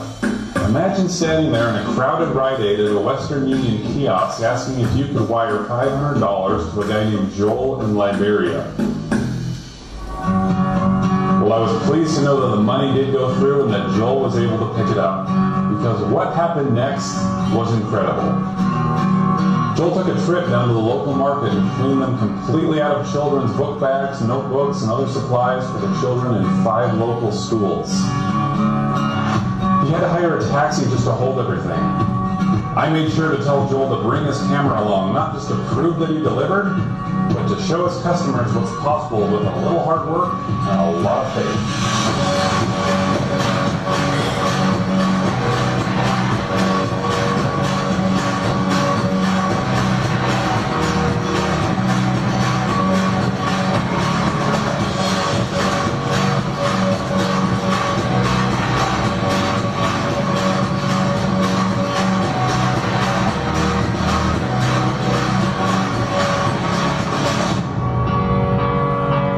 Someone a chance, sometimes they're not who you thought they were.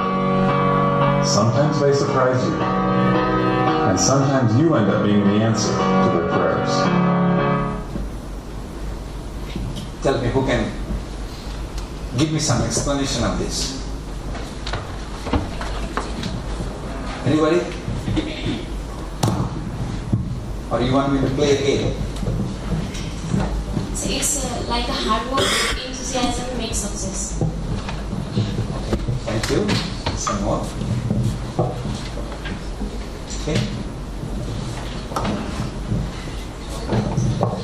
I think the things what we perceive at first is not like the first perception is the last perception we can make. Actually, the things may turn out more better if we perceive the things differently. Alright. Some more. Yes. I feel like we all have a path, and I think we should be clear about that. We should work on it, and we should also make clear people that what we are trying to do. I think the Joel tried to make him clear that he really wanted to help people, and though he didn't have any talent, right? Initially, he tried, and at last he did it. So we must believe in ourselves, and we should make others believe on what we do. Thank you. Some more? You understand? Okay.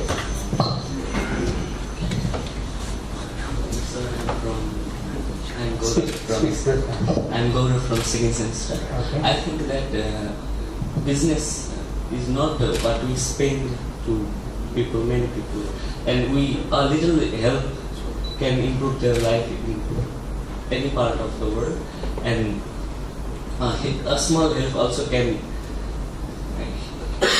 grow the communication between many people. Okay, go ahead. By the way, I'm doing a little bit of case study analysis by showing video clip. I did not give you case study by say printing, but I'm showing you video clip and applying the case study analysis, how you actually analyze the case. I must tell you that. Huh? Go ahead, any more? Yeah, Yeah, sure. I think I don't need my questions. Oh, all right, I know.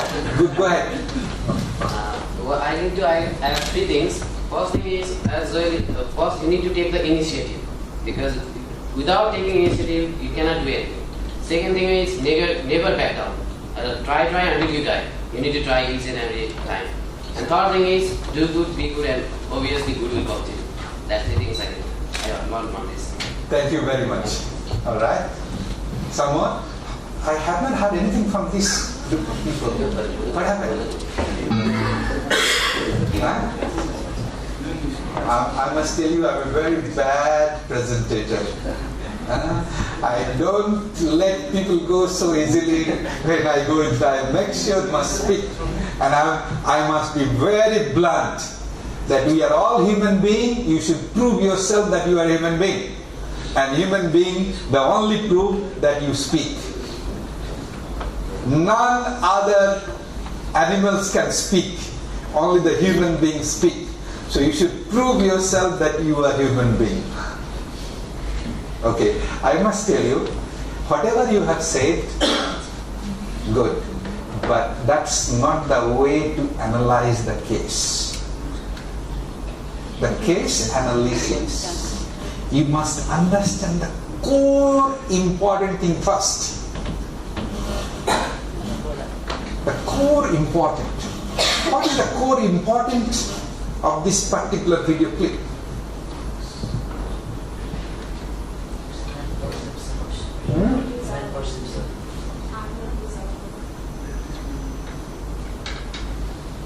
You were not observant at all. Professor Acharya made it very clear and he stood up. And I said, I will tell at the last. The whole video clip is nothing but what? No, more specific word. And that's what I'm testing you now. He said it. Job created. Isn't it? He created jobs. And how do you create? See, he wanted money. Joel wanted money, isn't it? And that guy, he didn't want to give him money just simply. And this is what MBA graduates should be doing. You must be very creative. I said it. This video clips nothing about how he created job out of nothing. Created job for Joel, isn't it? Joel didn't know how to get the money, but he was the one who did everything. The technical skill. I repeat again. Let's see, look at this. I want you to I love this one. That how thought about it. Listen to him very carefully. Okay, go ahead. Let me catch you all up on this little story of ours. A couple of months ago, I got a message on Facebook from a guy named Joel in Liberia. He said that he was in need of some financial assistance and asked me to send him some premium electronics. He said that he would sell these on the Liberian market and then split the profits with me. Now, I figured that this was just one of those African internet scams, but I decided to play along and see where it led me. I figured the more time of his that I could waste, the less time that he'd have to spend ripping other people off. So I told him that I didn't have any electronics to send. Look at this. What was his thoughts of mind about other people? This is what the case analysis, you should be reading, listening again and again, find out what is the core issue. Whatever you have spoken, those are peripheral issue, but the core issue is what? Created job. Listen carefully. But I did have a business proposition if he was interested. Stop here. I told him that I was in the photography. I did have a business proposition. Previously he said he thought, that African man. Huh? So when you do analyze your case in MBA class, you cannot be emotional. Most of the time, MBA students become emotional to analyze the case. Clear? And this is why I told Professor Acharya, I wouldn't want to say right now because I have another game plan. Clear? You may have heard all the time I'm talking about soft skills, so you thought I'll be landing there. No. So that's all about case analysis. I have a business proposition. And then if he'd be willing to take pictures of where he lived and send them to me, I'd pay him for the ones that I liked. He agreed, and the next morning he sent a few over. And they were just terrible. Stop here. Entrepreneur, created job, but terrible. He did not give up. So core issue is here, creating job. He did not give up. Now he is continuing his soft skill, training, giving all sorts of motivation and whatever you say. Clear, my friends? So watch out. The case analysis is not that so easy. Very emotional cannot be. You've got to read, listen again and again, find out what it is. And I did say eventually that what Professor Acharya wants, that MBA graduates must be job creators. You cannot be job seekers. And job creators, look at that, how he has created the job out of nothing. Just idea. Okay, this African guy, he is another African guy who is going to rip off other people. Isn't it? Again, he was wrong. Perception about Joel, isn't it? So sometimes, as an MBA graduate, as an CEO, as an entrepreneur, you have to take certain things very carefully. Cannot be emotional.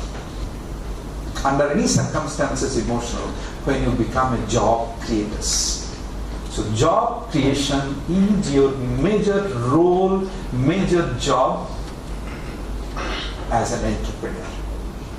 Yeah? And I was hoping that you will tell me this word, that creation of job. But you gave me the peripheral. If I mark your case analysis, definitely I will give you -10. Not 0, -10. We have a minus marking, you know. So watch out, huh? Luckily I am not marking your MBA papers. Okay, go ahead. Next. The guy had to be using a 15... Stop there. Slides. Next slide. Okay. Alright? Think like an entrepreneur. And I gave you the hints, the lights. Still you could not come. Okay. Look at this. The difference between consumer mindset, they know money, and the stuff which you are going to buy certain things, I was told, isn't it? But entrepreneur, money, assets revolve. That's what is the mindset. 7 essentials of an entrepreneur. Passion. That guy, video clip, passion. Clear. Everything is possible. The guy did not give up. 100% accountable. Meaning whatever you do, I'm the responsible. The entrepreneur, the MBA graduates, never ever blame somebody else. In the organization, often if something goes wrong, we tend to blame somebody else. No. You should learn to take blame yourself. That's 100% accountable. That means your strategy, your soft skills, your hard skills. Somewhere something wrong. We are connected. Connecting with the people, with the staff.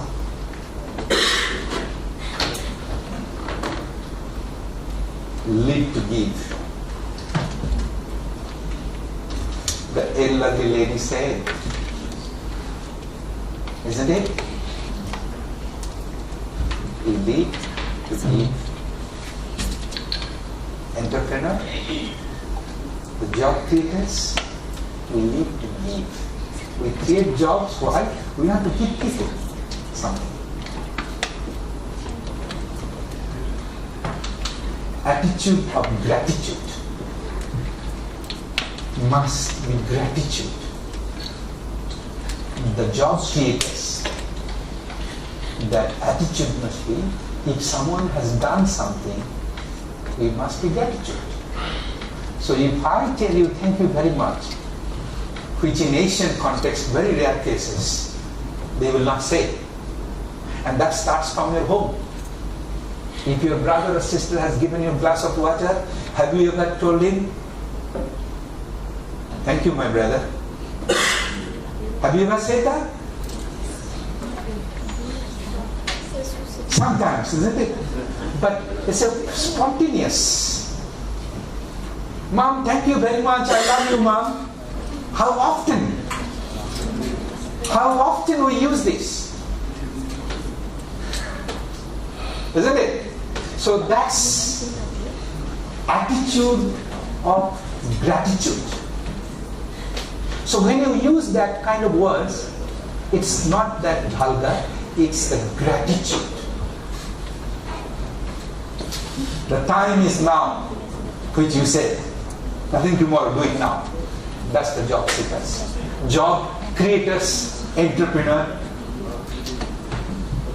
Why this might fail versus why this might work?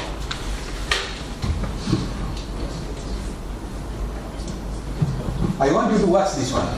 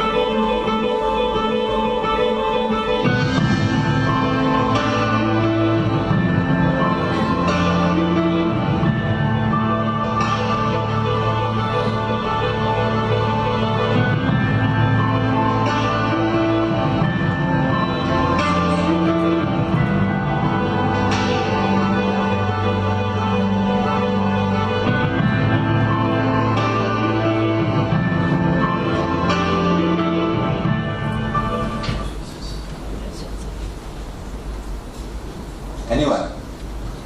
Yes.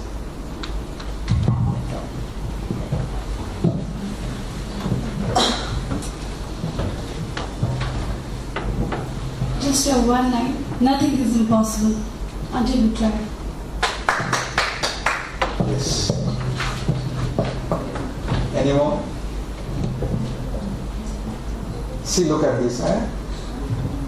The entrepreneurial mindset, they would always think this might work. Meaning, always optimistic, always positive thinking. Even all danger coming in, but mind should think always, it will work. That's the mindset. And look at that, the classic video clip. Thought the life is gone, but see you, he's an entrepreneur, job creator. That's what it is. Okay, those are classic information. But what you need as an MBA graduate, most important, that your own competitive advantage by combining three puzzle pieces. As an MBA graduate, your competitive advantage, you need to create your assets, your aspirations, the market realities. Your assets. What are your assets? Not that your father has kept money. No way. My father passed away when I was 14 years old. I thought my life is gone. I didn't have a single cent. Today I have traveled 80% of the world. And I have the highest qualification. And I have achieved more after getting MBA. Before MBA, I was simply a lecturer, simply a researcher. I didn't enjoy my life as I'm enjoying now. Though I have had many problems, but those problems giving me lots of lessons. That's what it is. Your assets, the creation of job, creation of doing something, creation of bigger vision, your assets. Aspiration, do you have that? And finally, the market reality. But the market reality is very little. But these two, you see, that's what you should be doing. Alright? I'll show you.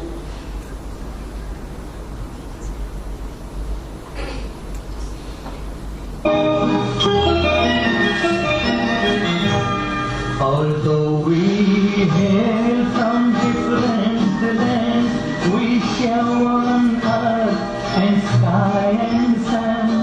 Remember, friends, the world is one. Although we hail from different lands, we share one earth and sky and sun. Remember, friends, the world is one.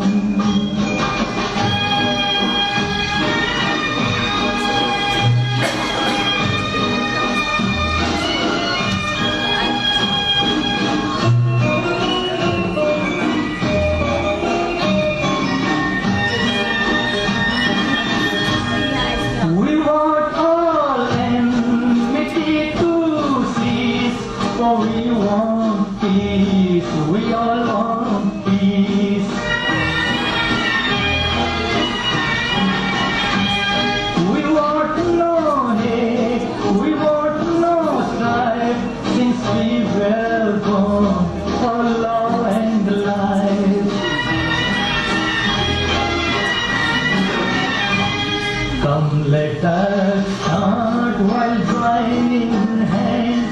We shall not rest till wars are done. Remember, friends, the world is one.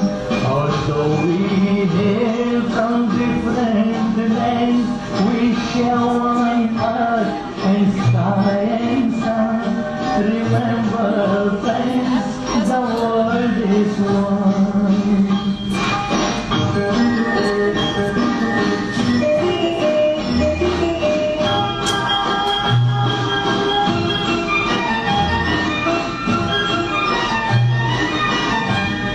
We have met here to dream and build. We want our dreams to be fulfilled.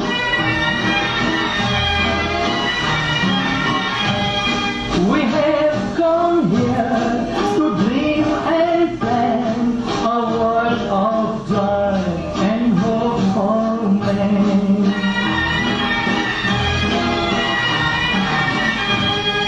A world is dignity demands, a world that we shall see begun. Remember, friends, the world is one. Although we hail from different lands, we share one earth and sky and sun. Remember, friends, the world is one.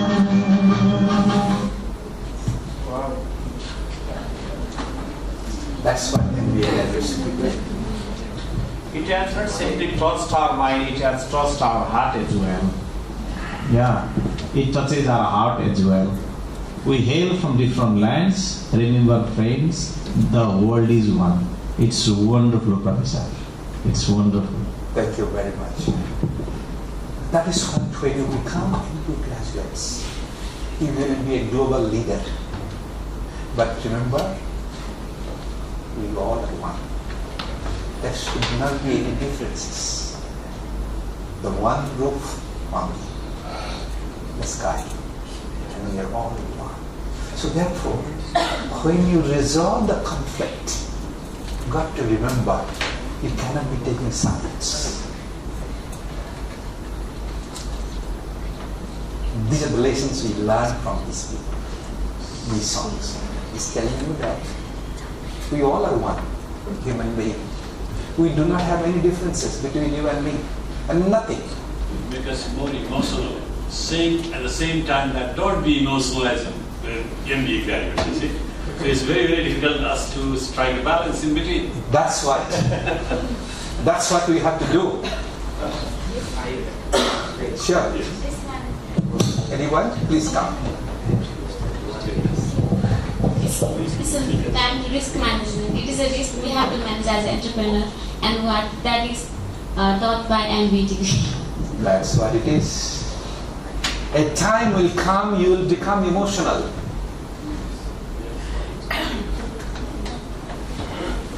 But I have a staff who has worked for me for more than 8 years. I have to sack him.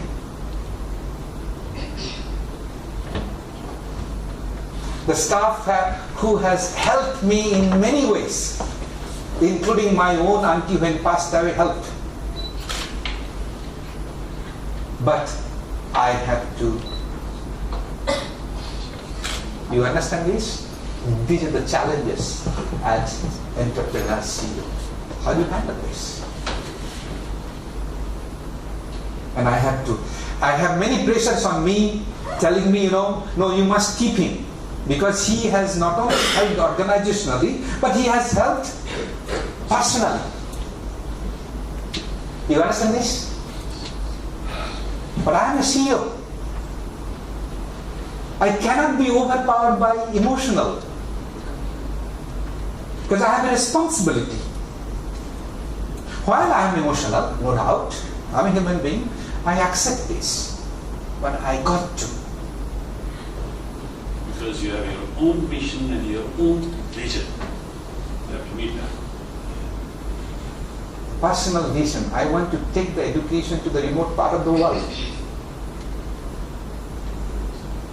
I want to see that education everybody. So that's why the personal vision is very important. I'm emotional to listen to that, and especially Muhammad Rafi's song, I love. The lyrics, I love him. Yeah. This was a 70s. Beautiful song. But I'm not emotional. That is still working today. Look, and it will work in the days ahead. This is the only song was sung in English by Muhammad Rafi at the United Nations. Just to let you know. Where do I get this time to get all this? The question is that where do I get this time to share with you these clips? That's again your personal culture, personal training, personal vision. If you keep on saying no time, there will be no time. But if you keep on saying, I want to do something, the time will come. You will find the time. Clear? Huh? Yes. The most pleasing fun. The last one. Have you fun? Sorry, is it most pleasing? I don't think so. This is sorry. Not at all pleasing. The most pleasing 5-letter word. Money. Maybe you want to start. Most pleasing income tax भरना पड़ता है ना तब पता लगता है. The most pleasing 5-letter word. Come on. Sorry, is it most pleasing? I don't think so. This is sorry. Not at all pleasing. The most pleasing 5-letter word. Money. most pleasing income tax भरना पड़ता है? His first question was, can you tell me the 5-letter word? Okay? I'll see. Let's. तब पता लगता है most pleasing है क्या? हाँ जी? Smile. Thank you, ladies and gentlemen. The most pleasing 5-lettered word. Smile. It increases your face value. There will always be a reason to cry. We don't laugh on the same joke again. Why do you cry on the same problem again? It depends on you whether you want to. It depends on you whether you want to smile. That's most important. Smile or cry tears. I remember following one slide that someone sent me. When followed in life, I guarantee you, life will be different. Do you have a problem in life? No? Then why worry? Do you have a problem in life? Yes. Can you do something about it? Yes. Then why worry? Do you have a problem in life? Yes. Can you do something about it? No. Then why worry? Isn't it? Why worry? Why are we constantly bogging our minds down with anxiety that is just absolutely not allowing us to have peace of mind? While you're sitting here, someone may be plotting against you. You don't know. While you're sitting here, someone may be backbiting and sending a wrong email against you. You have control over it? Control over one thing. To smile.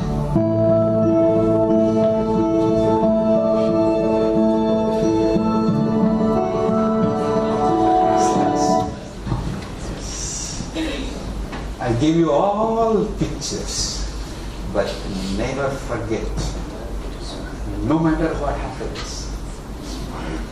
I'm going through right now big problem, but I know how to smile. And that is what is the symbol of